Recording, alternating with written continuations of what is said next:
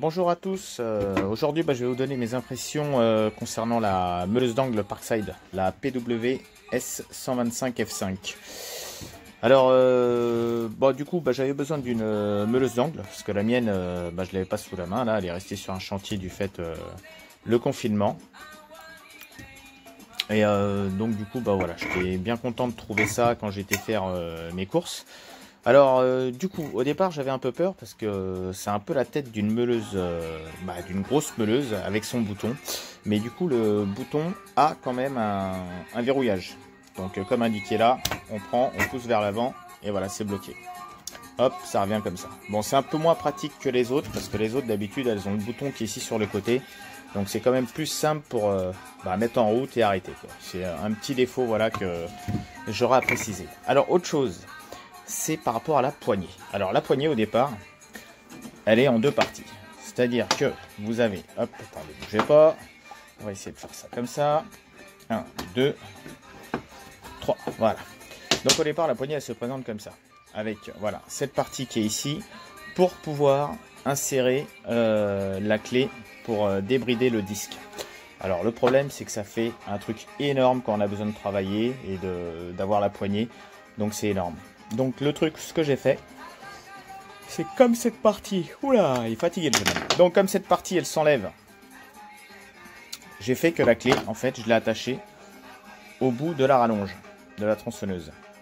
Ce qui fait que niveau sécuritaire, c'est nettement mieux, parce que comme ça, on débranche obligatoirement pour pouvoir enlever le disque. Alors maintenant, il y a un petit souci, c'est avec le capot de protection.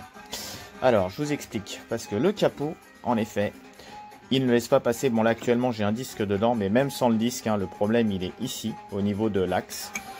Quand on veut envoyer, vous voyez déjà là, je suis même pas en train de toucher le disque qui est là-bas à l'arrière.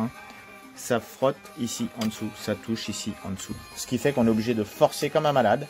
Là vous voyez là, je suis en train de forcer comme un malade pour pouvoir faire passer le disque et il n'est pas dedans encore. Là il touche partout. Ici, ici. Donc le souci c'est franchement le capot de protection qui empêche. On va essayer de l'enlever. Voilà. Donc c'est vraiment le capot qui gêne le passage des disques lamelles qui sont un peu plus gros. Pour les autres, il n'y a pas de souci, ça passe tout seul. Alors après, ça n'engage que moi. Mais ce capot-là, sur mon autre tronçonneuse, en fait, j'ai deux capots. Un qui est comme ça et un autre qui est donc semi-ouvert. Donc je sais pas si vraiment à l'usage, ça m'embête vraiment. Vous voyez, même le disque, là, je l'ai abîmé un tout petit peu pour pouvoir le faire passer. Donc si vraiment à l'usage c'est embêtant, en fait il ne tient que par deux petits points de soudure, mais ça je vous le dis encore, ça n'engage que moi. Chacun est libre de faire comme il l'entend. Donc le capot, voilà, on peut le faire sauter à cet endroit là. Ce qui fait que on a le demi-capot qui suffit amplement pour tronçonner, ce qui permet aussi d'avoir une vision sur ce qu'on fait. Voilà, parce que là c'est un peu délicat, on est obligé de se mettre du côté pour voir exactement ce qui se passe. Alors le capot lui en lui-même, il a différentes positions, voilà, hop, il tourne, voilà. Par contre, il n'ira pas plus loin que ça, voilà. Ça, ou dans l'autre sens, c'est vraiment pas évident, une main, hop, voilà.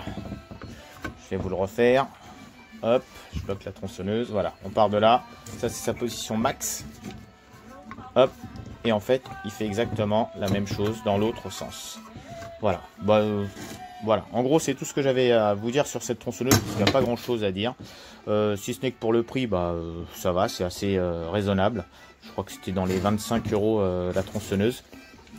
Alors du coup la tronçonneuse, donc elle est livrée avec sa poignée, avec une clé, un disque de coupe qui est dessus là, et une paire de charbon aussi pour changer si nécessaire. Donc vitesse de rotation, c'est un peu comme toutes les autres, ça va de 3 à 12 000.